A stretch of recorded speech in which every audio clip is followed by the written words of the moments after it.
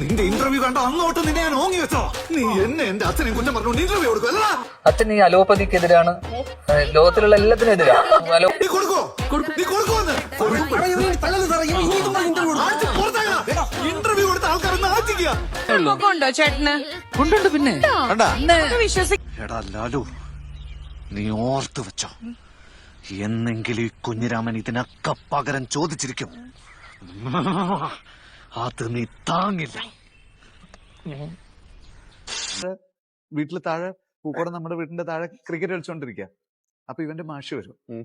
അപ്പൊ മാഷ് മുകളിൽ എത്തിക്കഴിഞ്ഞാല് പിന്നെ ഇവന് മാത്രമാണ് ക്ലാസ്. ഞാൻ തലശ്ശേരിയില് ഇൻസ്റ്റിറ്റ്യൂട്ട് ഓഫ് മ്യൂസിക്കിലാണ് പഠിക്കുന്നത്. അപ്പൊ ധ്യാനിന് മാത്രം സ്പെഷ്യൽ ക്ലാസ് ആണ്. മാഷ് വന്നിട്ട് എടുക്കും. അപ്പൊ ഇവൻ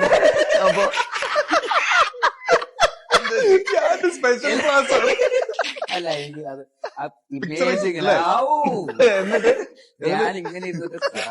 എടാ അവൻ പഠിച്ചിട്ടുണ്ട്. എന്നിട്ട് സംഭവം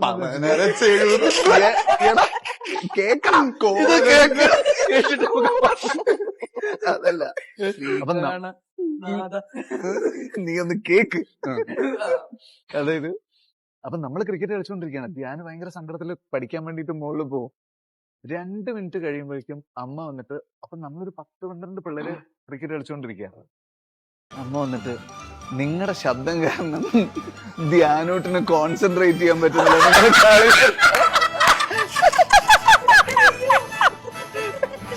ശാസ്ത്രീയ അവനെന്ത് കോൺസെൻട്രേറ്റ്.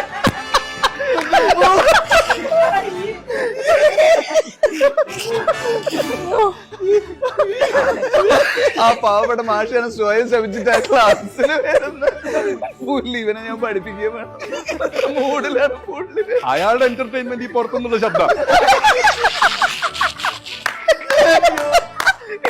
ഇവന് നമ്മൾ കളിക്കരുത്, അത്രേ ഉള്ളൂ. പാട്ട്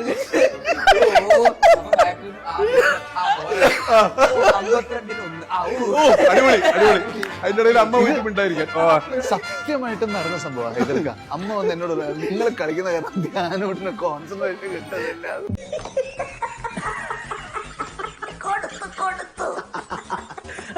നിർത്തി അങ്ങ് അവമാനിക്കുവാണെന്നേ.